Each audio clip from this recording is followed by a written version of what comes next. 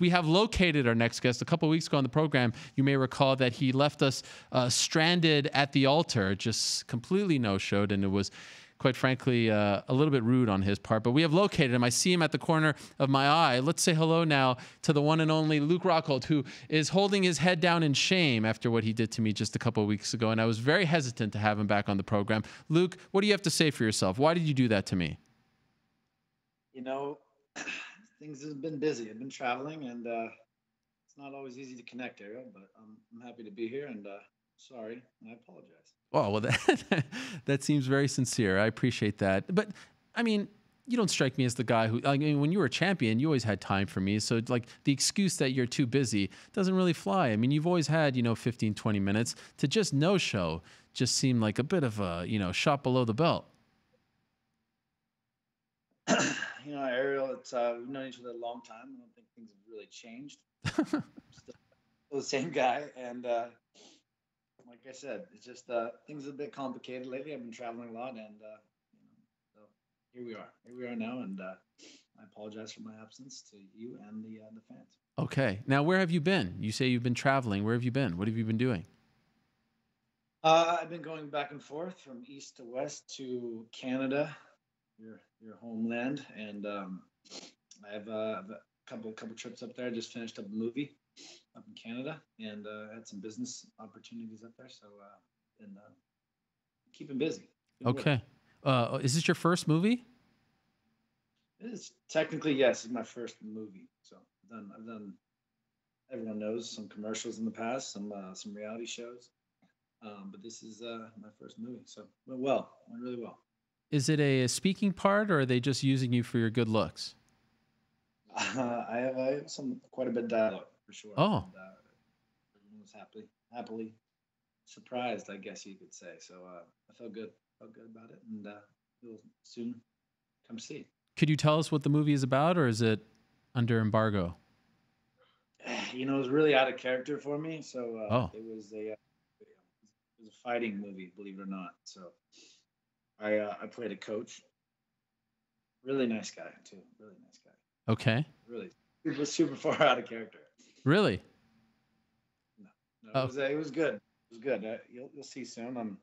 Chuck's got a part in it too, and quite a few others. So it's a good movie. Yeah, it'll be a cinematic. You'll see come late 2020.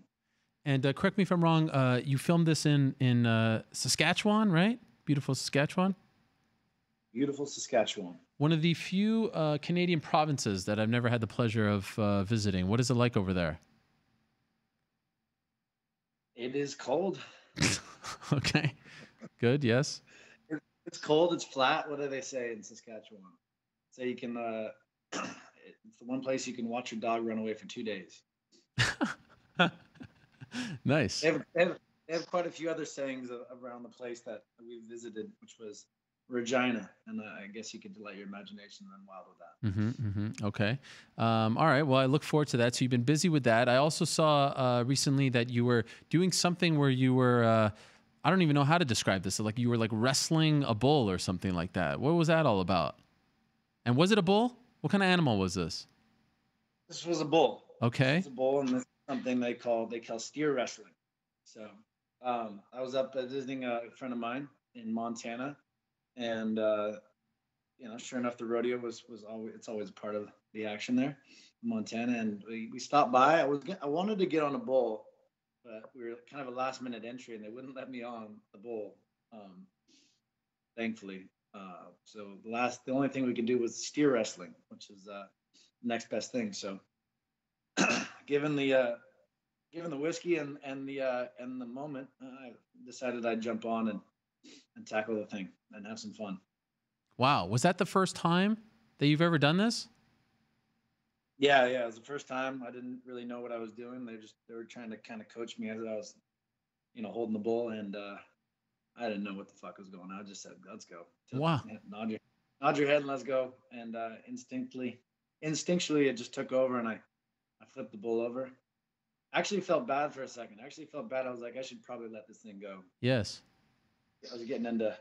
It was going a little longer than expected, but yeah, it was good. We took second place. I was still kind of Not too happy about it because I didn't count my first turn of the bull, which would have been would have took first place. But I'll take it. I'll take it. Next time we'll get him back. Now, I feel weird asking someone who has fought other human beings in a cage for a living, but like that seems to be a really scary thing to do. Like that thing can spear you, can maybe even kill you. I would imagine you were very nervous doing this as we take a look at the footage right over here. I mean, this is just absolutely absurd what you're doing. Who does this? This is the craziest thing I've ever seen. That was the first turn. That would have been first place right there. Oh, they didn't count this one? Why are you doing that to the poor bull? You're like mounting it right over there. Why are you doing this? The bull enjoys a good wrestle. Okay. You weren't scared? Were you nervous? Come on, be honest. I had a helping hand with this dark liquor they call whiskey in Okay. Montana, so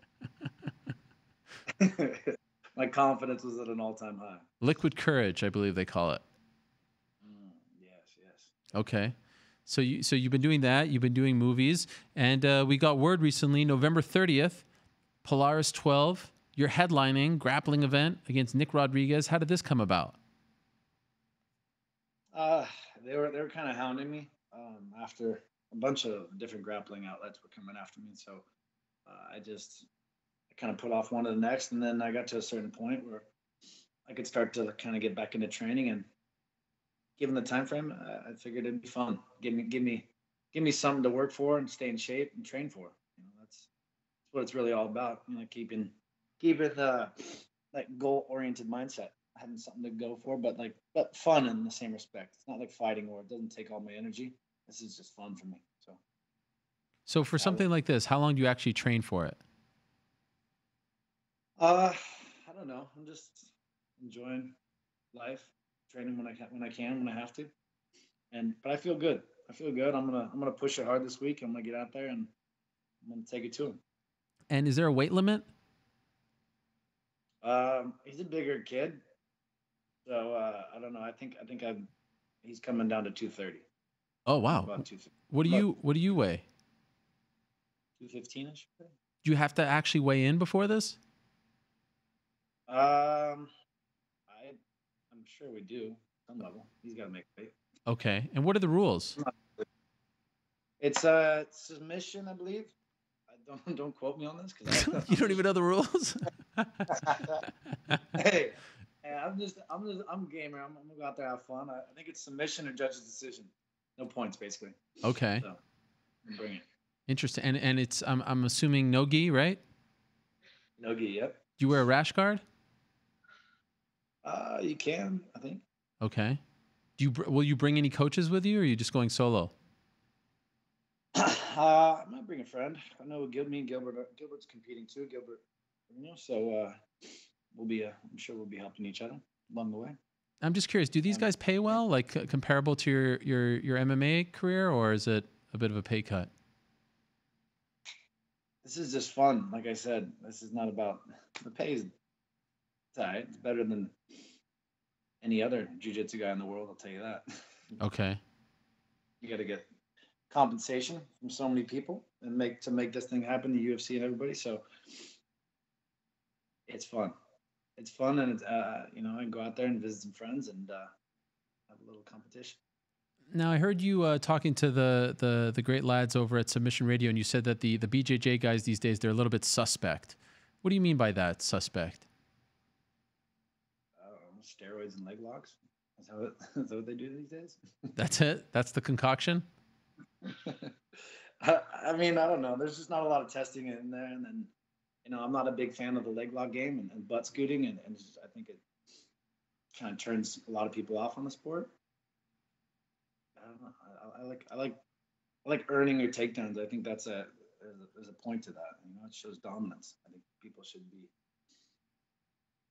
get negative points for dropping to their ass and scooting like a bitch. Okay, so for this particular match, you're not being drug tested, right? I'm still being. I mean, not for this particular match, but I'm still on USADA's. Sure. But like Polaris or whatever, there's no sanctioning body that oversees this, so it's pretty much anything goes. Yeah, I'm pretty sure. Okay. So since you brought it up, I know we talked around 3 or so weeks ago, and you've done some other interviews. The general sentiment now is your heart isn't into it, right? You haven't closed the door fully, but right now you're just not feeling fighting anymore. Yeah, I've been doing it for a long time, 13, almost 14 years now or something like that. So I've been at the top. I feel good. I'm healthy. I'm not trying to beat this thing into the ground. I'm happy. I'm content with where I'm at right now, and I'm excited to go pursue different ventures. I've got a lot of things going on, and I'm just fighting takes away so much from your life. It kind of consumes you, and it's nice to take a break from it and be able to enjoy family and friends and throughout the year and not have something weighing on your mind like that. It's a lot to take in. It's a lot to go through. Would it be safe to say that you have retired? I'm not going to confirm or deny that, but I'm just enjoying life and I'm taking my time. I'm going to do what I do. Would it be fair to say that you have probably fought your last fight? I'm not one to close the door on anything in life, so I'm not going to jump to that conclusion. When did you start feeling this way? Like, did you even feel this way before the Jan Blachowicz fight, or did it come after? I mean, a lot of it's just forcing it, forcing and chasing something that I don't. It hasn't been the same like for a while. I'd say I don't know, but it's been the same passion. And I think once you get to the top originally, like and you become undisputed at some level, you have to find something else to kind of drive you and push you further and want it more and more. This is fighting, and when you become the best, it's like it's not like any other sport. It's not like a ball sport. There's so much that goes into it. There's so much violence and you have to have so much hunger to keep pursuing that. And it's hard to say it was there after that point. And you also had jaw surgery after that fight. At any point when you're recovering from that, going through that, are you thinking like, this isn't really worth it anymore? Does that affect how you're feeling now? That doesn't really affect how I'm feeling. More so just the lifestyle that it takes to fight. People don't understand, what we do and how much it takes away from life too. I don't need to do this to the end of time and ruin myself. So in the end, I'm happy, I'm healthy, and you can't fight forever. So let's get into business. Let's get working on the side and let's go have some fun. How long did it actually take to recover from jaw surgery?